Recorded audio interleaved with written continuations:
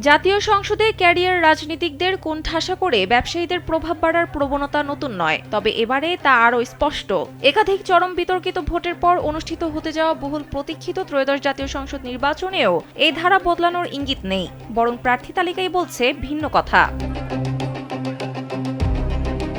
যাচাই বাছাইয়ে বৈধ ঘোষিত প্রার্থীদের মধ্যে ৪৪%-রও বেশি ব্যবসায়ী। পেশাজীবীদের ভিড়ে কার্যত তাদেরই জয় জয়কার। রাজনৈতিক মাঠে অভিজ্ঞতার চেয়ে অর্থনৈতিক শক্তি ও প্রভাবই কি তবে এবার বড় ফ্যাক্টর হয়ে উঠছে? এই প্রশ্নই এখন ঘুরপাক খাচ্ছে চারপাশে। এখন যে কোনো ব্র্যান্ডের পুরাতন এসি বদলে নতুন ওয়ালটন এসিতে উপভোগ করুন 25% ছাড়। ব্যবসায়ীদের পর পেশাজীবীদের মধ্যে বেশি প্রার্থী হওয়ার তালিকায় রয়েছেন শিক্ষকেরা।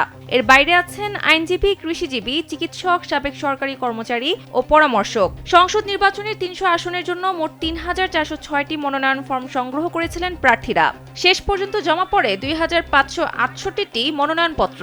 এর মধ্যে বিএনপি, জামাত, এনসিপি সহ ৫১টি নিবন্ধিত রাজনৈতিক দলের ২,০৯০ এবং স্বতন্ত্র ৪৭৮ জন প্রার্থী মনোনয়নপত্র দাখিল করেন। যাচাই বাছাই শেষে ৪ জানুয়ারি পর্যন্ত ১,৮৪২টি মনোনয়নপত্র বৈধ ঘোষণা করেন রিটার্নিং কর্মকর্তারা।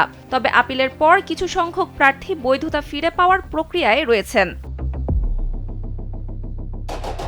৪ জানুয়ারি পর্যন্ত বৈধ ঘোষিত প্রার্থীদের হলফনামা পর্যালোচনা করে দেখা যায় এর মধ্যে ব্যবসায়ী রয়েছেন ৮১৪ জন।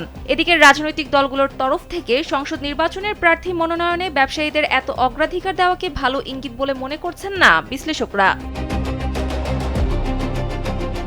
বিশ্লেষকরা বলছেন, স্বার্থের জায়গা থেকে ব্যবসায়ী এবং রাজনীতিকেরা একে অপরের সঙ্গে জড়িয়ে গেছেন। ক্ষমতায় যেতে রাজনীতিকদের যেমন ব্যবসায়ীদের সহায়তা দরকার হয়, একইভাবে ব্যবসায়ীরাও সুযোগ চান। নির্বাচনে প্রার্থী মনোনয়নে ক্রমে বেশি করে এই বিনিময় প্রথার বাস্তব রূপ দেখা যাচ্ছে।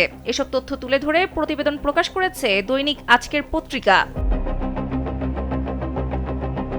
সানজিদা ইসলাম, কালবেলা।